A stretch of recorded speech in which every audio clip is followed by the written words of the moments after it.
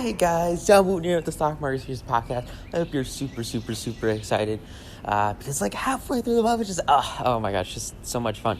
I'm really excited today to talk to you about a concept that I kind of learned after going through a lot of experiences, just doing a lot of things, and it all kind of stemmed from this one thing I heard a long time ago about choosing your battles wisely. And I think it's just such a powerful concept and a lot of amazing applications in investing. And so I really want to dive deep into those today and give you guys like the core, the key, the foundation on how to really pick the right battles that are going to give you, the most results possible while putting in the least ever possible. So with that said, I am super pumped to share this with you. I will see you after the intro and boop. So the big question is this: how do investors like us who don't have a PhD in finance or millions to start investing, how do we grow our bank accounts to build real savings in retirements and yet still have the time to do what we really love? That is the question, and this podcast will give you the answer. Awesome. Okay, cool. So this all kind of stemmed a while back from this conversation I was having with a buddy, and I'm talking about like choosing your battle wisely, which is obviously like critical. And what's interesting is like as you choose your battle, you can sort of pick where you play, where you fight, and what you do, and where you do it. And what's interesting is like if you look at some of the top like professional football players on the planet, I mean they're basically like pure athletes. It's like the coolest thing ever. They're trained like from their birth to like infinite strength, and then they train and they train and they train and they train and they train, and then like the top 1% of the 1% get into the NFL and they just crush it, and it's crazy cool. But like what's interesting is what happens to like the ones who, they make it to the draft and they're at the top of their game and they train and they train and they train in the hardest environment possible, the strictest standards, at the most difficult level of competition on the planet, and they miss by just that much. And a lot of those professional football players, they go over to Europe and they play in Europe and they absolutely destroy the competition. It's like crazy how amazing they are compared to Europe. Because in Europe, like the football game, American football is obviously not as big. And so like they don't train as much. They don't have as many people that play it. And so when they just shift the playing field over to Europe, like they might not be the best in America, but over in Europe on a different battleground, like they just destroy, they stomp, they do amazing. Why? They do amazing because they shifted their field, they shifted their game. Another really phenomenal example, probably, a month ago, we're in the Austrian Alps, and there's this like resort called Kitski. It's the coolest thing ever. Huge resort. Like, you can like ski from like one town to like 6 towns over it. I mean, it's massive. It's like an entire mountain range. The Alps are just really big, so it's just kind of crazy. And so because it was like tourist season, like there were tons of people. It was the busiest time of the year, without a doubt. And so because of that, like we're trying to find ways to sort of avoid where everybody's going, which was actually, it worked out super well. Like there were tons and tons, it was just so much powder.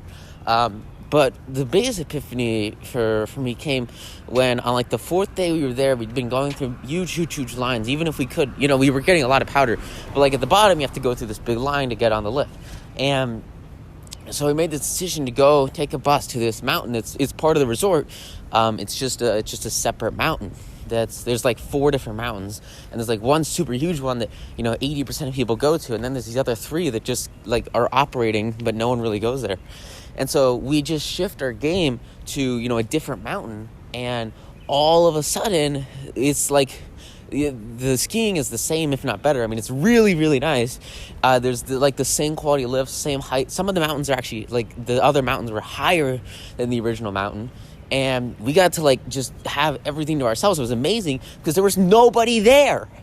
And so it's this concept of, if you shift the playing field, you can play the exact same game, but get significantly better results. And it all kind of comes down to picking the right place to be. There was this one mountain we went on. We were literally like, there was one chairlift that went to the top of the mountain, and the chairlift was like a 15-minute chairlift. It was insane. There was no gondola. I mean, it was super crazy. We like skied over 3 roads and had to like get off and then go over the road and then get back on the trail. I mean, it was like nobody had skied it all day. Like the first people on it, there were literally 0 people on the lift the entire time we were there. Oh my gosh, it was insane.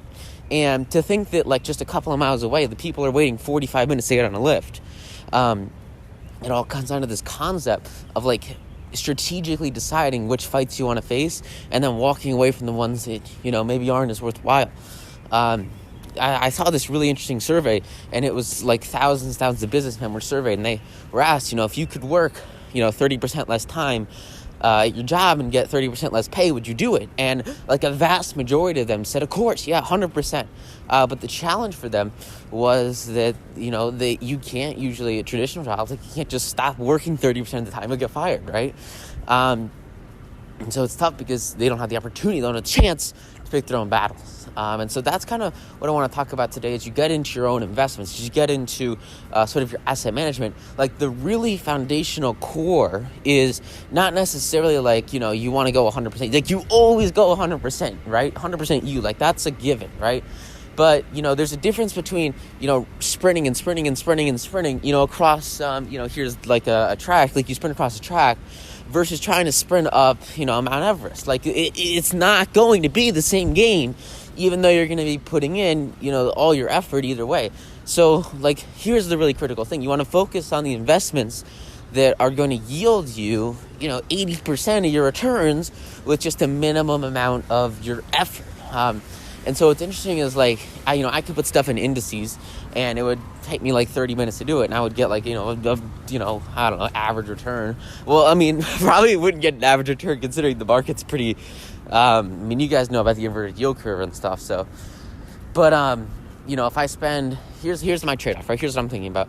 Mostly like swing trading and day trading, right? So if I spend, 2 hours day trading, I make like 10, 20%, versus spending maybe an hour analyzing a stock, and then putting a swing trade leveraged option position on it and then making 300% over the next month. Like you wait longer for the return, but you also get a significantly higher return of time invested. So like if you can put forth, 150% is, 10%, like, 5 times.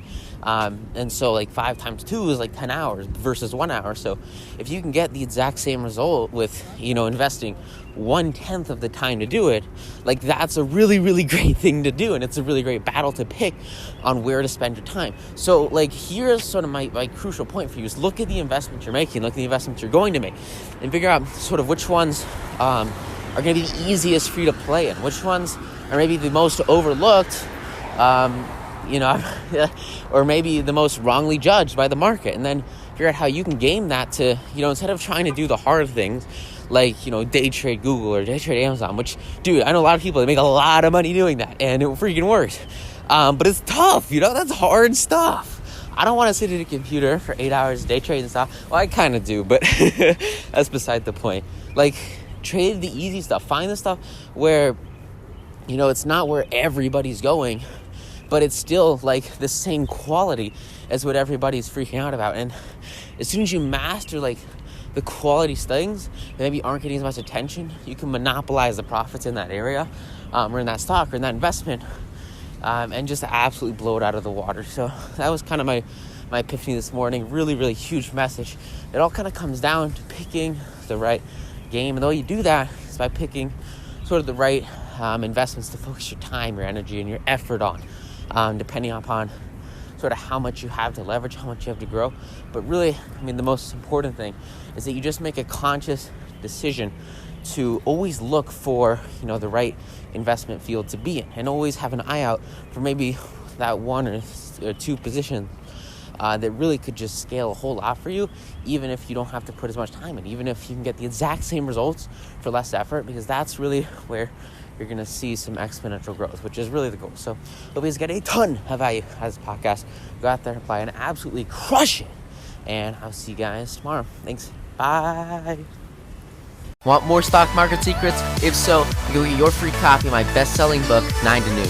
You get your free copy plus $11,176 of unannounced bonuses. It took me years to uncover, completely for free at 9tonoonsecrets.com.